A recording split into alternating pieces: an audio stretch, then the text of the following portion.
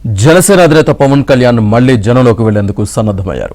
ఓవైపు నాయకులతో భేటీలు, మరోవైపు క్యాడర్తో సమావేశాలు, ఇంకోవైపు ర్యాలీలు, బహిరంగ సభలు నిర్వహించేలా ప్రణాళికలు సిద్ధం చేశారు.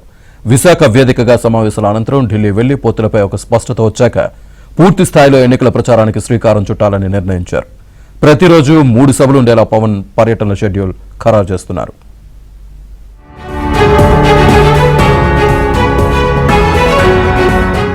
జనసేన అధినేత పవన్ కళ్యాణ్ రాష్ట్ర వ్యాప్త పర్యటనలకు శ్రీకారం చుట్టనున్నారు.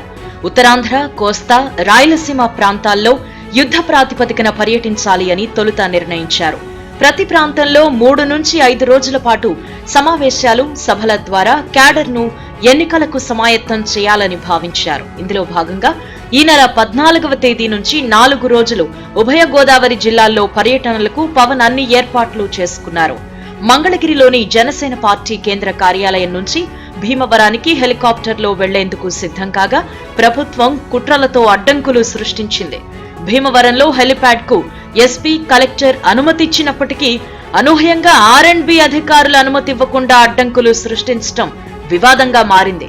పవన్ కళ్యాణ్ ను రాజకీయంగా ఎదుర్కోలేని వైసీపీ నేతలు అధికారులను అడ్డం పెట్టుకుని కుట్ర రాజకీయాలు చేస్తున్నారు అంటూ జనసేన నేతలు ధ్వజమెత్తారు.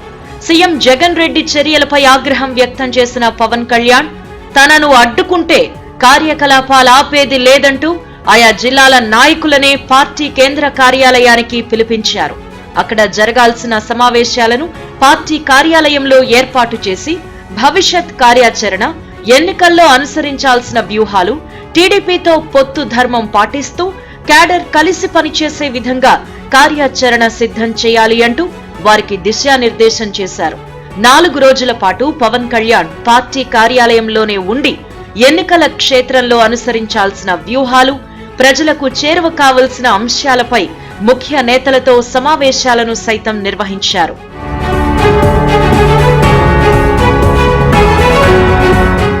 ఉభయ గోదావరి జిల్లా నేతలతో సమావేశాలు పూర్తి చేసిన పవన్ కళ్యాణ్ ఇప్పుడు ఉత్తరాంధ్ర పర్యటనను ప్రారంభించారు. సోమవారం నుంచి విశాఖలో 3 రోజుల పాటు పవన్ కళ్యాణ్ పర్యటించనున్నారు. విశాఖపట్నం కేంద్రంగా జనసేన నాయకులతో భేటీలు నిర్వహించాలని నిర్ణయించారు. శ్రీకాకుళం, విజయనగరం, విశాఖ, తూర్పు గోదావరి జిల్లా నాయకులతో పవన్ భేటీ అవుతారు.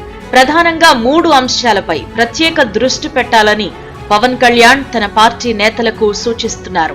పొత్తు నేపథ్యంలో ఎక్కడ పొరపచ్చాలకు ఆస్కారం లేకుండా టీడీపీ, జనసేన నాయకులు, క్యాడర్ కలిసి జనంలోకి వెళ్లేలా చూసుకోవాలని సూచిస్తున్నారు. వైసీపీ నాయకులు ఉద్దేశపూర్వకంగా అసత్య ప్రచారాలతో టీడీపీ, జనసేన నేతల కలయిక లేకుండా కయ్యం పెట్టాలని చూసే కుట్రలు చేస్తారు అని, వాటిని గమనించి నేర్పుగా తిప్పికొట్టాలి అని దిశానిర్దేశం చేస్తున్నారు.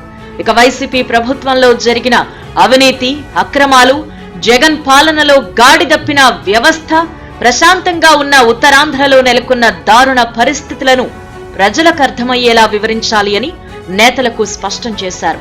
జగన్ రెడ్డి 5 ఏళ్ల పాలనలో అన్ని వర్గాల వారు పడిన బాధలు, కష్టాలు, మరోసారి జగన్ వస్తే జరిగే అరాచకాలను అంశాల వారీగా తీసుకువెళ్లాలి అని సూచించారు.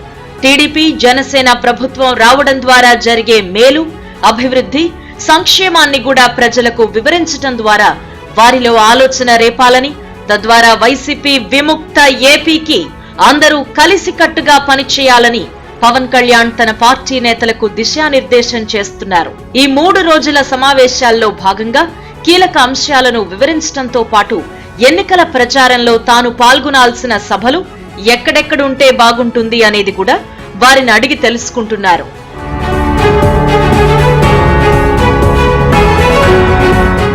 టీడీపీ, జనసేన పొత్తుతో సీట్లు కూడా సర్దుబాటు చేసుకున్న సమయంలో బీజేపీ కూడా భాగస్వామిగా వస్తూ ఉండడంతో సీట్ల ప్రకటనలో కొంత జాప్యం జరుగుతుందని అంటున్నారు. ఉత్తరాంధ్ర పర్యటన అనంతరం పవన్ ఢిల్లీ వెళ్లి బీజేపీ కేంద్ర పెద్దలతో సమావేశమయ్యాక సీట్లపై ఒక స్పష్టత వస్తుందని చెబుతున్నారు. ఆ తర్వాత రాయలసీమ, ప్రకాశం, నెల్లూరు జిల్లాల్లో పవన్ పర్యటించేలా షెడ్యూల్ ఖరారు చేస్తున్నారు. అభ్యర్థుల ప్రకటన తర్వాత పోలింగ్ జరిగే వరకు జనంలోనే ఉంటూ జనసేనాధిపతి రోజుకు 3 సభల చొప్పున 100 సభల్లో పాల్గొనేలా కార్యాచరణ సిద్ధం చేశారు.